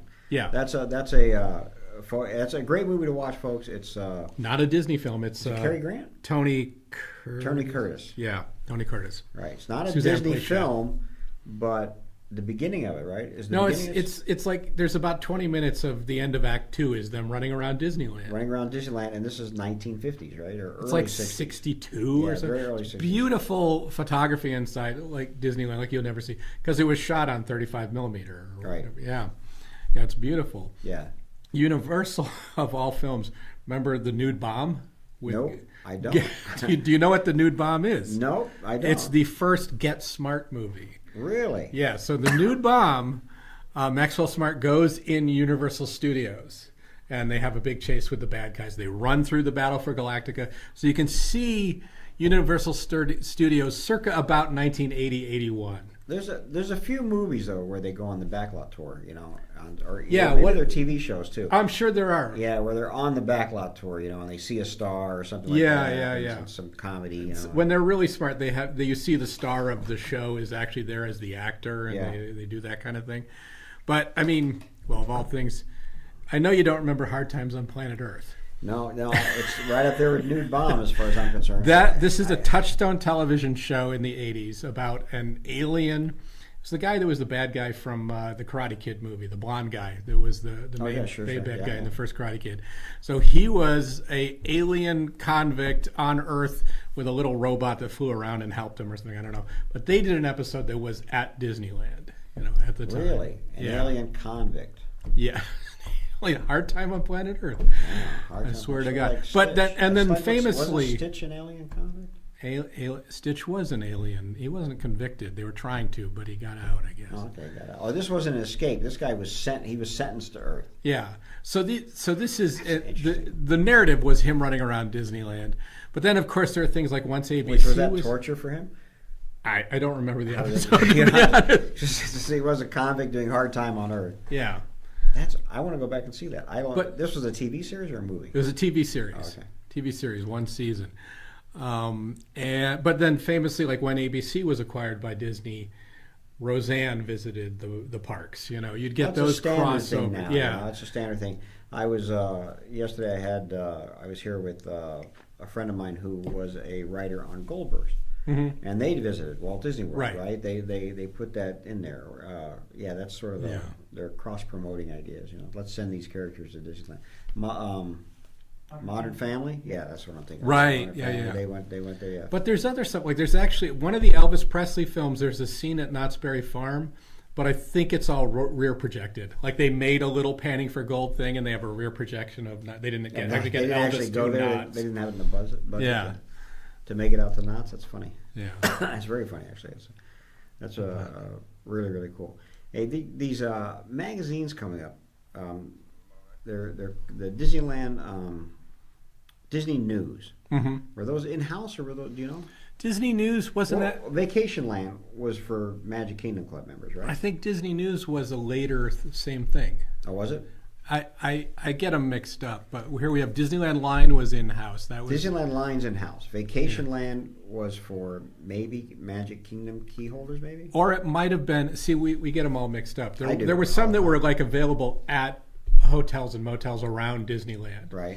So some of these, I think Vacation Land might be one that has ads for Knott's Berry Farm and other attractions around Southern California. Oh, the Vacation Land? Yeah, it's not specifically a Disney. Interesting. I could be wrong because I could be mixing them up, but. And then there's the Disney News, which is coming up in '68. So these are running concurrently. Yeah. Because the Disney Line would have been in the '60s also, right? Disneyland Line was started in the '60s. And is still going today, possibly only online, though. I don't know if they still have. Zach, let us know if you see a hard copy of a Disneyland Line next time you're backstage. Well, how do you get news about what's going on in the park? Is it all on the internet? Usually, yeah. I'm not quite sure. Actually. Do they send out an email to employees saying, here's what's going on? No, they don't. They say, whatever. You guys find out on your own. At the studio, it used to be the hub page online. There was still a newsreel being published every 2 weeks when I was there. I don't know if the hard copy is still being done. It wouldn't surprise me if it wasn't. It's just the way things are going.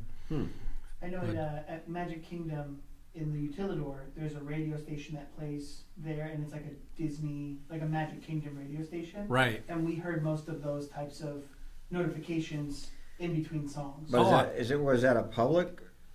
No. Well, how do you? It's a radio station. It's for employees only in the backstage. A radio station, maybe it was just them projecting it through the Utilidor. But where are you hearing it? In the Utilidor. I see speakers in there. Okay, yeah. I gotcha. Okay, yeah, that's what I was wondering if because if it's a radio station, anybody could tune into it. That's great. They played it off like it was a radio station. Yeah. Like a DJ that was like, don't forget, tomorrow is whatever. Right. They do this. See, Disneyland, they could do that like inside the Eat ticket, but there's not a lot of backstage that's not close to on stage that people are hanging out in to hear stuff. And E-Ticket magazine, which we talked about last week, was something that was done by just some enthusiasts. Fans, and put out. The Jansen brothers. Yeah, so here comes, this is cast member stuff first, and then comes there. This is what I was asking about. Disney News. That top one I just really love that Disney News with the Pirates cover. That's a famous cover, but I believe these are in-house. Oh no, this is the Magic Kingdom. That's the Magic Kingdom, right? This is the Magic Kingdom Club. Then Vacation Land, you may be right. Vacation Land may be ones that they put in hotels and things like that. Yeah. To do that, and then the Disneyland line is the in-house one. Then. In-house, and that's the smallest one. It might be just 8 pages. Right, You know, and I think that one has sometimes have classified ads on the back of it, I believe. Oh yeah, they're great because I remember I'd look at you know, we could even see housing that was at Walt Disney World, and like you could rent a house in Florida for, you know, a tenth of what it was in L.A. and stuff like that. But yeah, you'd get cast members selling bicycles and things. It's Every time. Yeah, I get those all mixed up. I also notice that we get a ton of cast member coming up, these cast member working our way booklets, things like that. Well, career planning and placement, which I think is the next piece up. These are, or is it working our way? It's working our way. Working Our Way is really interesting to me. There's 2 covers on it, you know. There's an alternate Mickey that has like a really mischievous, pie-eyed face. Really? And we had them both at one time, and I compared them. The inside is exactly the same. It's just that cover is changed, and they put a sticker over one line about a specific benefit. Oh, that was no longer available. Yeah. It's very strange. But if you're collecting this, it's a neat piece. I like it, but there's 2 to get to really have the collection right. And we get these from cast members, I guess. It's just, I think it's hard to throw out stuff. I don't know. Zach, do you keep all your paperwork from Disneyland? I don't. Except for Zach. It's hard for other people to throw stuff out. You know? Zach just puts it right Well, into the circular file. I still have my cast member. There's a little blue binder with Mickey on the cover when I was hired in '93, and we have one in the back room right now that somebody has consigned. Yeah, I still have that. I just save that type of thing. So everybody but Zach. So there you go. Thanks, Zach. I keep my music. Just in case That's I need fine. to go over that. That's nice. That's nice. But I want were you you're a California native? I forget. No, I'm from New York. No, you're from New actually, York. But you've been out here how long? since '90. 90. Okay, well I've been out here longer than you then. But so I don't think there was a Magic Kingdom Club when I came out here. Are you familiar with it? Before they had a season pass, they had the Magic Kingdom Club, right? Well, yeah. Where you could join and get. But that's, I mean, we have the magazine for the Magic Kingdom Club going back to the 60s. Right. But that's the precursor to passes. Annual pass holders. Annual pass holders. That's what it is. Gotcha. Yeah. Okay. I think I'm pretty sure that's where you got a sort of a deal on tickets and you could visit more than once, things like that. Yeah. And because we're coming up on all this Magic Kingdom Club stuff, that's why I was wondering. So here you see Disney News, a Magic Kingdom Club magazine. Right. Magic Kingdom Club wallet. This is one of these neat sets. Yeah, you would join this stuff. Yeah, this is all before my time, so I always wonder about exactly what's what on this kind of stuff like that. And then we have the Disneyland lines coming up, which are the backstage ones and have all the news that's going on, inside stories, what's coming, things like that. So yeah, and some of those are we had a really big collection of those recently, but you get information about the park and things that happen there that isn't published anywhere else because it's literally just like it might say, hey, for 2 weeks we're going to be trying out a popcorn stand in this place. Just weird little kind of semi-news things, about what's happening. Yeah. Amazing. I mean, the amount of stuff that they had to put out, especially in this time period, 60s, 70s, to communicate with, and 80s, to communicate with their employees, right? Yeah. Because they've got thousands of employees, and we don't have the internet yet. You don't have email. You can't just leave a message on their phone, right? Right. So, and they don't have iPhones. So I mean, so paper was how they did it. That's a bygone era. It's hard for me to fathom the fact that this is not what we do anymore to get our information. Well, to speak to, I remember one time in the 90s at the studio. It was one of these days when a big storm was coming towards Southern California. It was expected to be bad weather. Every cast phone at the studio rang at the same time, and it was a recorded message that we're closing at 4:00 today. That's a pre-internet, mass communication, unlike anything you'd see since. There is a news tab on. It's called Cast Life now. Mm-hmm. Not the Cast Life. Yeah. Right. So if you did particularly need to find out any news or want to find out any news, you could go to your Cast Life login, and it's all digital now, I would assume. Yeah. Yeah. For news and information. Yeah. I'm surprised you don't get like text alerts and things like that. No. Wow.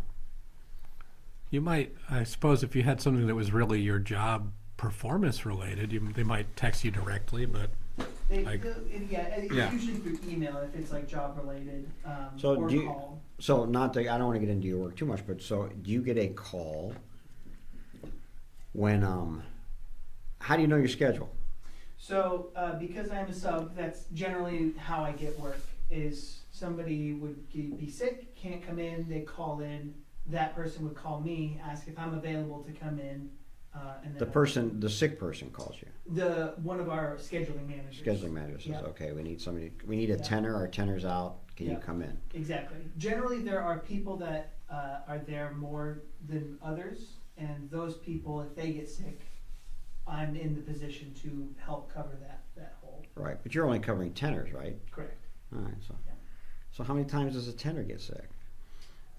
I mean, pretty often. I get Smart. called every now and again. Yeah. And I'm one of 6, I think. tenors. Are you implying tenors are more or less likely No. to get sick? No, there's 4 guys, and so this guy can't. I would think there's only one guy. It's not like he gets sick every week, right? Right. Or has to miss work every week, So Zach only gets called when that one guy of the 4. He doesn't call when the bass goes out. Right. He gets called when the tenor comes out. So Well, yeah. how often can the tenor get sick? That's what I'm I don't- wondering. are you- Sure, it's sick, or they need the day off, Uh-huh. or they get pulled to a different show that they know on property. So it's a matter of, it does happen quite often. Oh, so it can happen that they need that tenor somewhere else. Correct. Right. Yeah. Oh, and so we need him to replace so that tenor can go do something in New Orleans Square that Sure. day or something Yep. like that. Okay, that makes more sense to me Mhm. than just waiting for the Just guy to waiting get for sick. somebody to Yeah, get sick, yeah. yeah. Because then you'd be slipping rat poison in his drink every once in a while, something like that, just to Well, and there are some people that know multiple parts, so they can get called for baritone, lead, tenor, for instance, really. or bass baritone, or Wow. tenor lead. Hmm. But you don't have that range. You're just stuck at tenor. Is that what you're saying? I'm just asking. No, yeah. I'm not implying anything. I'm just saying you don't have the range that some other guys have for that. I could do lead. I just would need to get recast into a new role. They haven't approached me for that. Right, So, and you don't know the parts, honestly, right? You know the tenor parts, you don't Correct. know the lead parts. yeah. So if they did approach me, I would have to go through an entire rehearsal process to learn that part. Right. No, that makes sense. Very interesting. There's a lot goes on behind the scenes. I mean, to facilitate what we see at Disneyland. So Mhm. I'm always curious about that kind of stuff. So, and how that all works. I mean, there's a lot of people working there. So, but only 6 of them can sing the tenor apparently part Mhm. in the Dapper Dance. So that's pretty cool. We're pretty special. Yeah. That's very, very cool. Hey, let's take a short break right now. We're in a good part of the auction, and we'll come back. This auction has how many lots? 315? Correct. Yeah. Oh, great. We'll take a short break. We'll come back, and we'll be with you to the end, guys. Keep on bidding, and we'll talk to you very soon.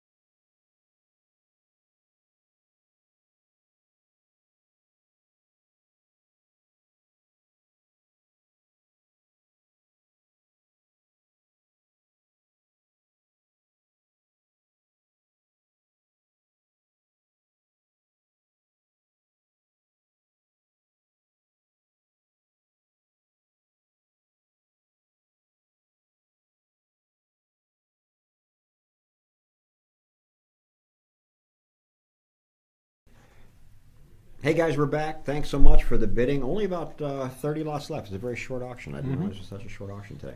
Yeah. So that's good for us. Hopefully good for you guys too. And we're getting down to some interesting stuff, including those attraction posters, which will come up at the end.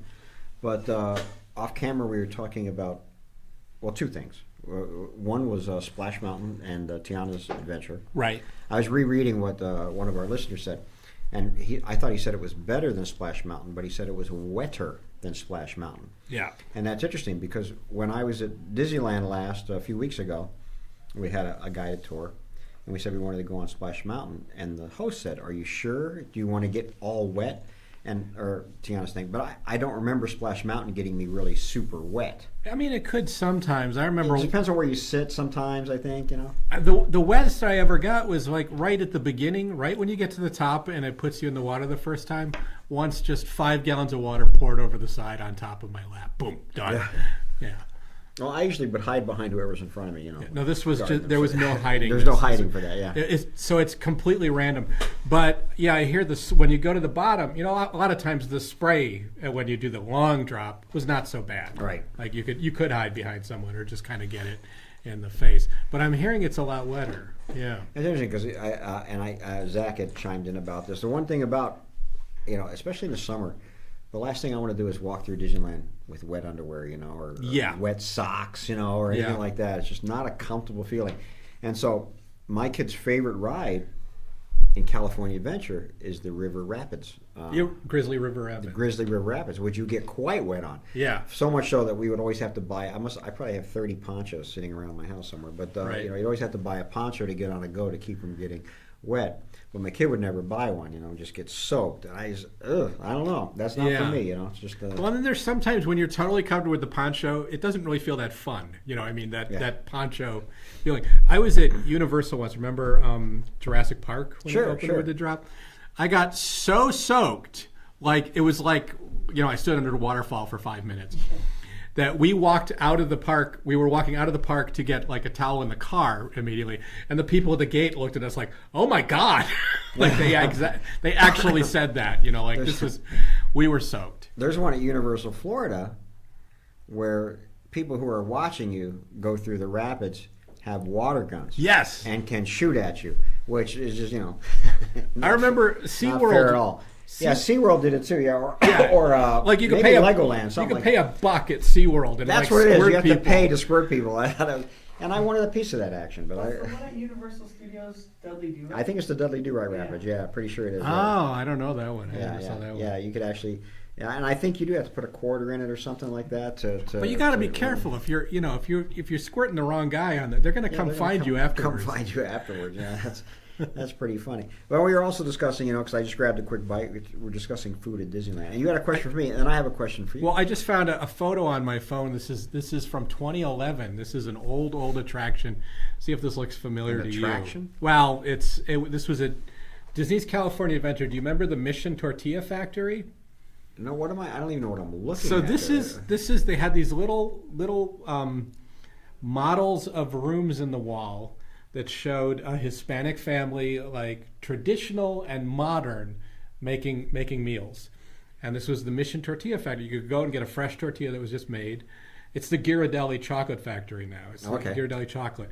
But this was a really, really fun little part of the tour. And there were these little scenes you'd look at that had these kind of hologram people projected on the model. And that's just a photo taken at one of those things. You don't remember that at all? No, not at all. There's got to be a video of it on YouTube. It was a lot of fun. I think going to California Adventure in the beginning, I don't know if I ate there a lot. Yeah. I ate at the Mermaid restaurant when that was open. I never got in there. Later. Yeah. And Carthay Circle. Oh, you know where I actually ate was the Soap Opera Bistro. No clue what that is. In Hollywood, the Hollywood section, there was a soap opera themed restaurant that had different dining areas. The one was like a hospital with X-rays all over the wall. Oh, really? The room nearest the bathrooms looked like a stable. That's funny. Was there a lot of drama when you ordered? There was a bar that was like a specific bar from General Hospital, and I was there with a fan who was like, "Oh, no, that's the shoe they put on the top from this." Like it was really well done. I don't care at all about soap operas. I really enjoyed eating there. They had really good food, and the theming was fun.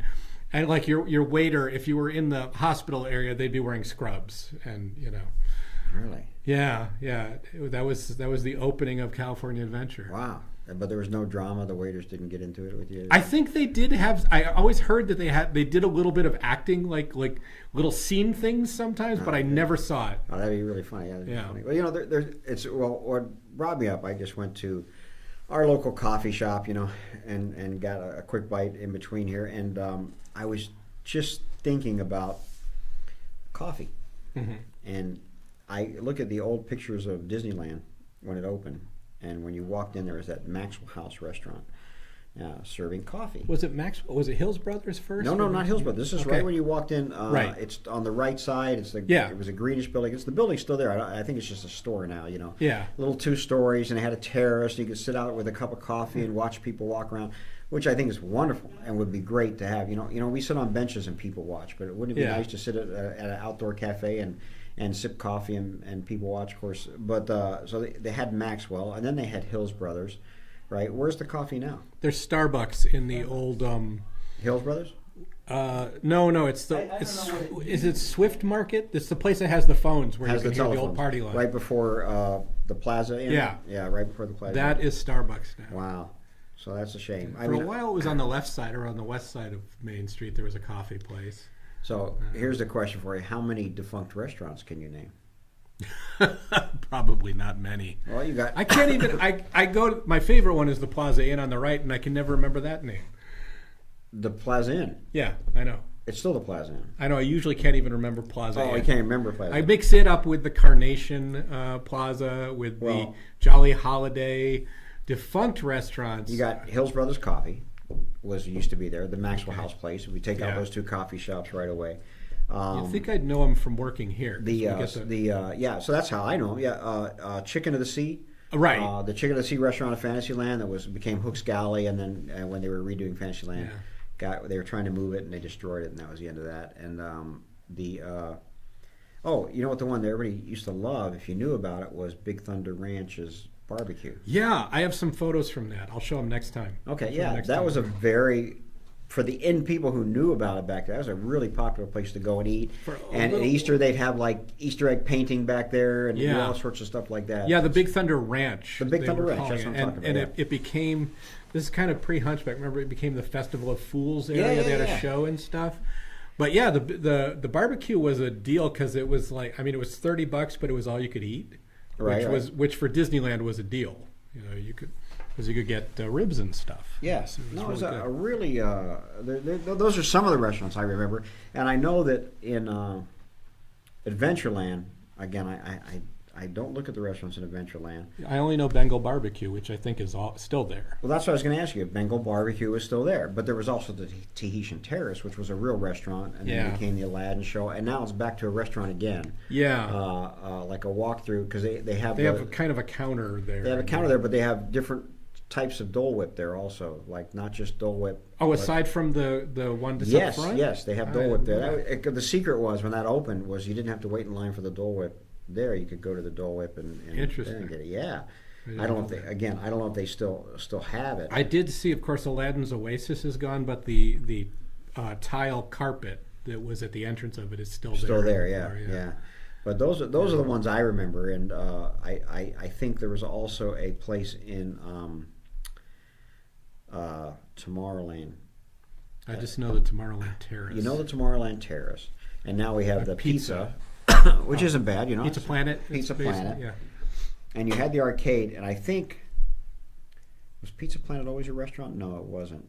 They had a place called the Space Place, also somewhere in that area. Yeah, that sounds familiar. But I don't know. If only somebody had the internet. Gosh. Wasn't Pizza Planet the entrance to Mission to Mars?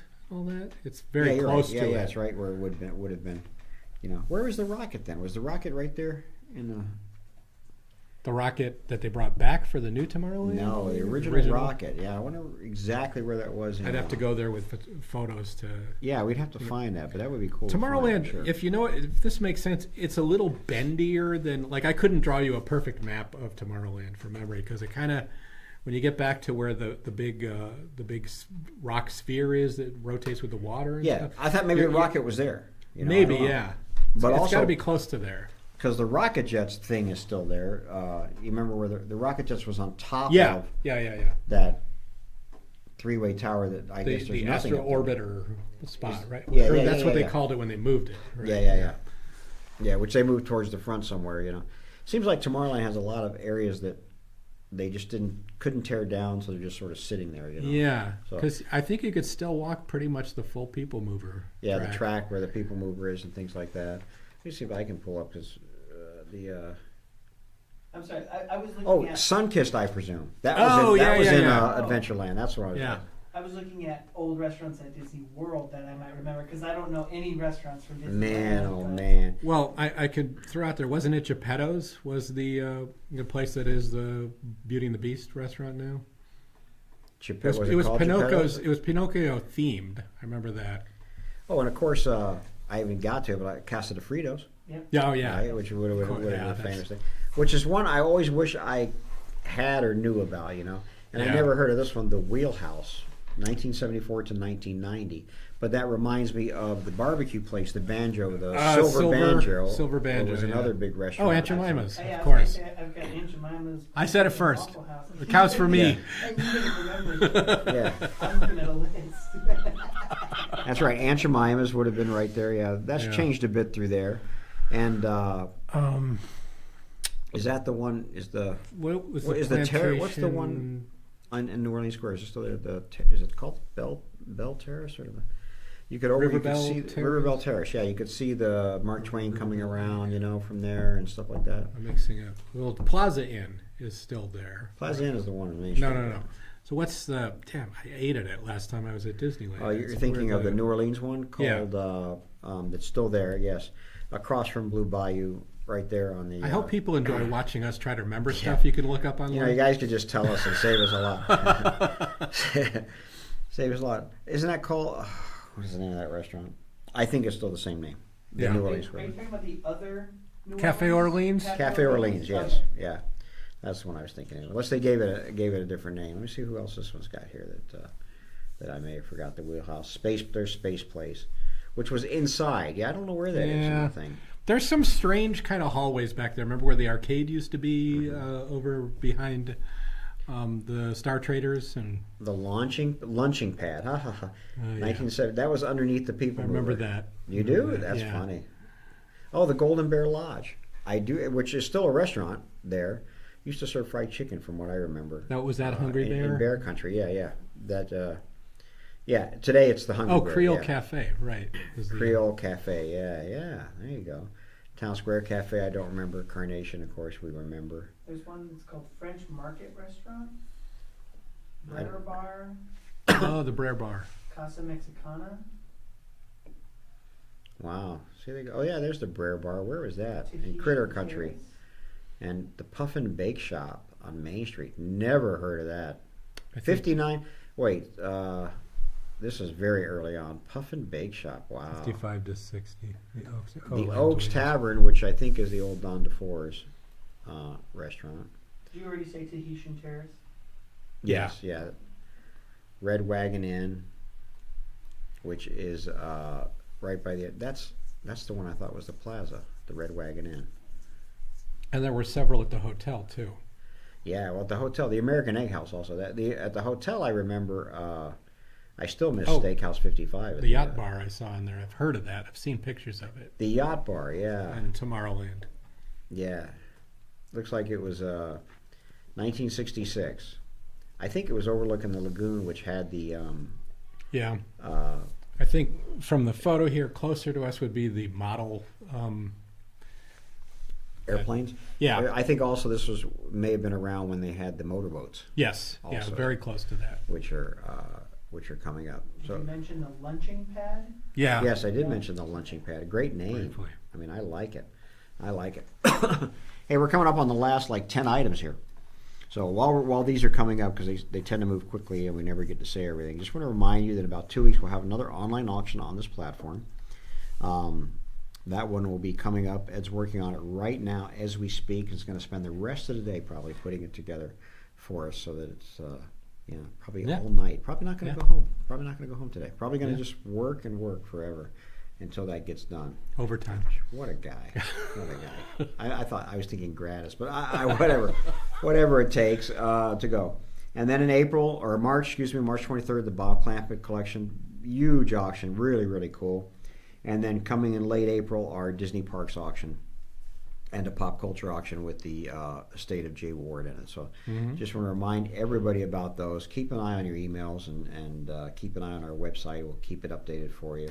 There's my Nautilus poster. I think there's your Nautilus poster. I think that's right a there. deal. That's a good deal. That's a really cool piece. I mean, Yeah. that's unusual. I would say that's not in a lot of 20,000 League collections. You know what I mean? Sure. Yeah. The Sega thing. Oh, you know what I may put in that pop culture auction is some video game stuff that's pretty cool too. Just so you know, I see Sega. That's what reminded me about that. So, yeah, no, that is a very unusual and a very cool piece. I think you've hit the nail on the head with that one. So, no, without a doubt, it's coming up. I think also 308, which is coming up, which has some really cool bangers in it. Yeah, and stuff like that, and then of course the attraction posters. Those are the big, like the secret. What would you say? The secret gold in these online auctions is when you see a collection of something, take a close look, because a lot of times that's a good bargain. Oh yeah, usually there's one piece in there that's worth what everything is, right? You know, Yeah, and yeah. Well, sometimes we've had some where there are 3 items that have been a lot on their own before. Yes. So Yeah. so this collection, the collection of pennants and bumper sticker is a good one. That's it. Do you realize what anniversary is coming up for Disneyland this year? This is 70th. Oh yeah. Seems like the 60th was just yesterday, right? The diamond celebration, the diamond. What is the 70th? If it's not a diamond, what is it? I don't know. Is it platinum? Maybe. Well, all that stuff was made up by people that sold wedding gifts. Yeah, yeah, yeah. Were Diamonds, there a lot of exactly, 70th yeah. anniversaries to, Yeah. you know? Oh, good. This has got some good bids on it. Yeah. Oh yeah. Yeah. See, this has got some great banners in it, and that Star Tours. I've had that Star Tours bumper sticker by itself. So Yeah. yeah, that's a really. You nice got a new collection. Fantasyland banner there. That red and white Mickey Mouse banner is Mickey, a yeah. nice early one. That's And a Disney nice on early Parade. 50s, Those are rare on their own too. 2 Disney on Parade banners. Yeah. No, that's great. You know. 2 different Disney on Parade. Yes. Yeah. Yeah. For sure. Yeah. No, that's not bad. And then coming up behind this, of course, the Disneyland Hotel poster, which doesn't have any bids right now. Unbelievable. Platinum it is. Oh, platinum it is. Wow. That's exciting. What are we going to see for the Yeah. platinum? Oh, it Got does have a bids. bid. I take that back. Yeah. We were talking Yes. about this is one of our favorites, and it's one of the ones probably sold less than typical early Yeah, on. no, you these know? are an amazing poster. The graphics on it just really beautiful, right? You know, and again, I think this poster has some edge tears and some discoloration, but this is a very typically. restorable poster, and in restored shape, this goes for 5 times what you're seeing it here. So that's those are really really good deals. I mean, extremely good deals. And if you're entry-level poster collector, this is an amazing piece. And if it's one missing, you know, in your collection, I'd get it and then just have it restored. Yeah. And if you need help with a restorer, we can point you to the right people for these for sure. But that is a killer piece. Unusual graphics. I just think everything about it's great. So, and look at the way they have Disneyland up on the top half up there. You know. Yeah, it's interesting. I'm just getting the arrows between stay at the hotel, go to the park. Yeah, go to the you know? park, stay at the hotel. Yeah. Yeah. It's all visual. Interesting. Yeah, and then of course Sailing Ship Columbia. This is a great 1950. These posters, although a lot of people say they're 55 or whatever, they actually didn't put them in the park till like 58. That's when they really appeared in the park. I think the earliest ones were 56. We worked out. Maybe. Columbia did not open until 58. 58. Yeah. So the idea was to make these travel posters because you were traveling to different lands and things like that. I think that's fantastic. You know? And again, incredibly good deal. I mean, I can't stress enough what great deals these posters are. They really, really should be going at 3-4 times this. So this is a great way to get into a poster. Hand silk screened, and we've talked to in the past. I've talked to people who made these posters, or who worked on these posters, and they would only silk screen 200 of them. Right.